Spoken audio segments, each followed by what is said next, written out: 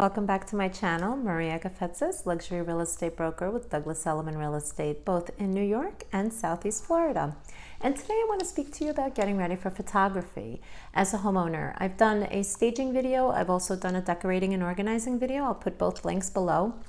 And you'll be able to get some more information and ideas from those two videos. But I wanted to do a specific photography video because it is important for you to prepare for photography or video. We're doing a lot of videography as well lately. Anything pretty much over 1 million I've done videos for maybe the last year or two, because videos have really picked up. But I also have been doing them on even under 1 million now, if the home is really nice, because it's, you know, pandemic and people are skeptical to go into homes. So if you can provide a buyer with a video on the inside of your home, you'll eliminate a lot of people that may not be 100% in love with your home, and you'll also eliminate a lot of wasted time in preparing and cleaning, especially now with coming out of a pandemic and it being around the corner in the fall and it might come back and all this stuff. So it's important that, you know, the home is represented right, and video and photography are the #1 ways of buyers really accessing every little detail inside of a home. So it's important, especially for the photos. So you want to have superb curb appeal for 2 reasons. One, because it's a big deal, and because a lot of buyers now, we send them properties and they'll drive by and they say, you know what, I drove by the house, I didn't feel it, let's skip this one. So why don't they feel it? They don't feel it because the landscaping looks less than perfect. The driveway is crowded with cars, or just looks too overcrowded, like they wouldn't have enough space for their family. The front door looks kind of chipped and not really nice. There's fingerprints on the windows. So when somebody drives by your home and you're on the market, you know, keep in mind, you're on the market.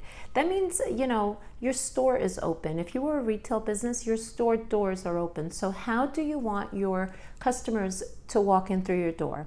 Do you want them to be like, wow, I have to see this house, I have to get in there, I absolutely love it? To get that, you have to have curb appeal. So green grass, you know, nicely cut and trimmed, no leaves in the fall, no burnt grass in the summer. Water your lawn every day if you can, or every other day. You know, beautiful, colorful flowers. Colors are very important. Besides the greenery, you want to have a couple of pops of color. Color makes people feel happy, makes them feel like spring and summer's here, and everybody usually loves spring and summer. So that's an important thing to do.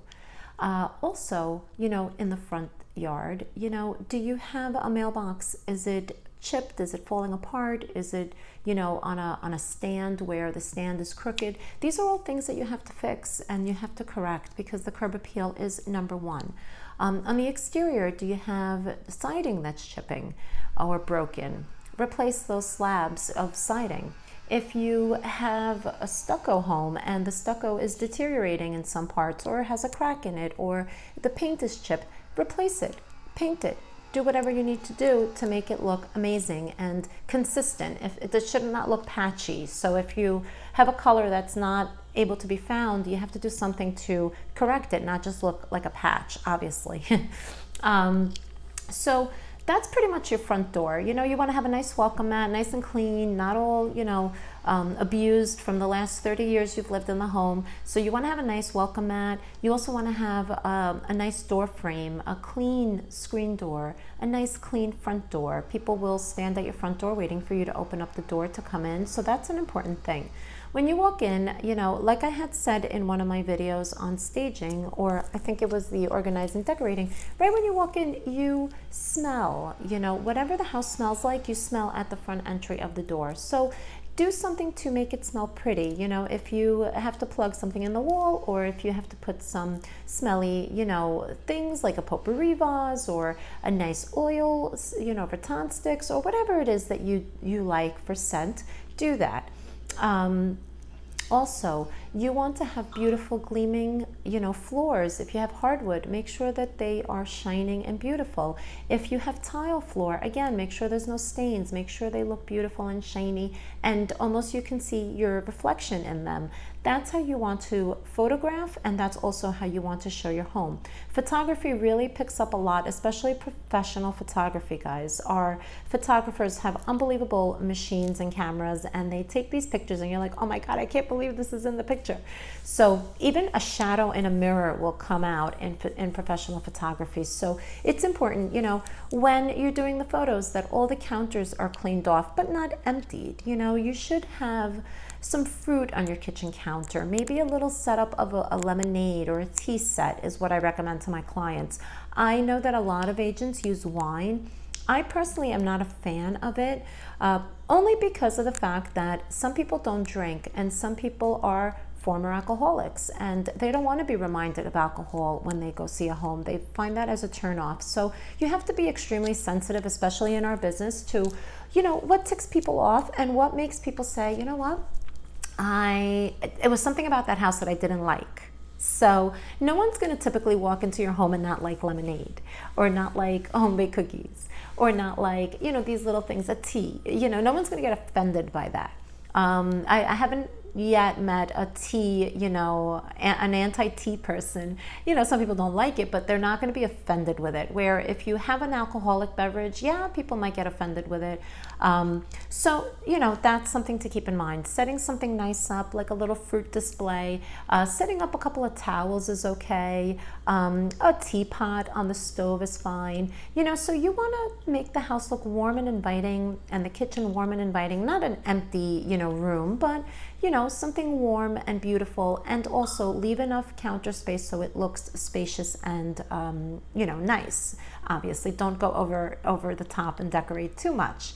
So lighting in the home, all your lights should be on during photography, and I mean every single light. Even a light that you think is insignificant, it should be on, because it really looks amazing in photography.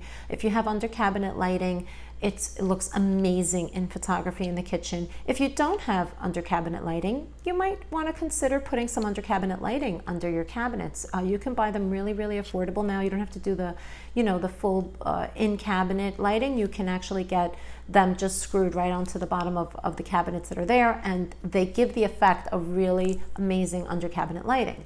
And that's a big selling point, and people love that. If you have stainless steel appliances, clean them well. Don't have them with fingerprints, because we'll be able to see them in the photos and it looks dirty. Alcohol, I've noticed, is one of the best things to clean countertops, especially now coming out of pandemic. It also disinfects instantly, as we know.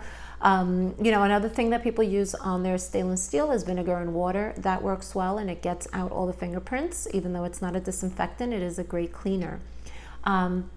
So you want to have all your bulbs replaced in every hi-hat. Do not have, 100 hi-hats in a beautiful space and then 3 bulbs are out, and your eye automatically as a consumer jumps on the 3 that are out. So you don't want that. You want to basically have it where you walk in and you feel just like the home is staged, but you actually live there. That's how the photos should look.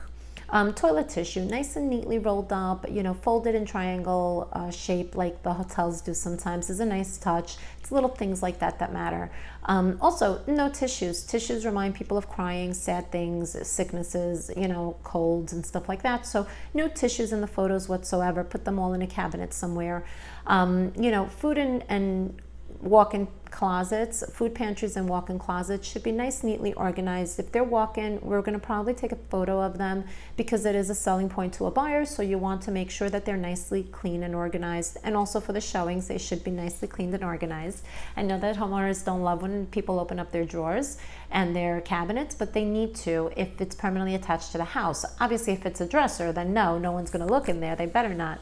But if it's something that's a closet or a pantry or drawers in your kitchen or in your bathroom, vanity, yes, of course they're going to open them up. So have them nice and neat, organized, where they open them up and say, wow, this is so nicely organized. This home is very well taken care of, is the next thing that goes either in their mind or out their mouth. So believe me, it does work.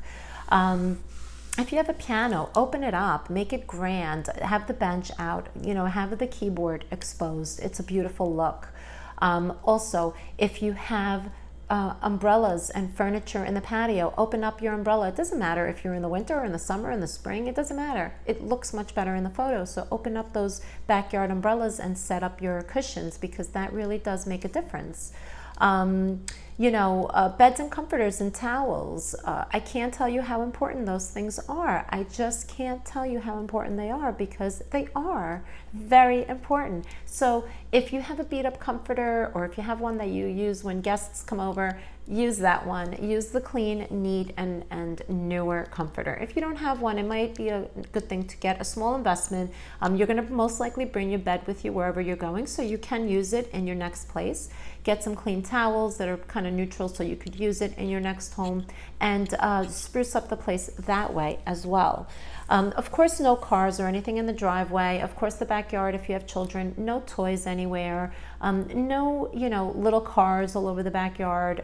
Move them on the side of the house just for photography. It's very important that it just looks clean, open. You have your barbecue set out there. You have your patio set out there. The umbrella opened up. If you have a fire pit, turn on the fire pit.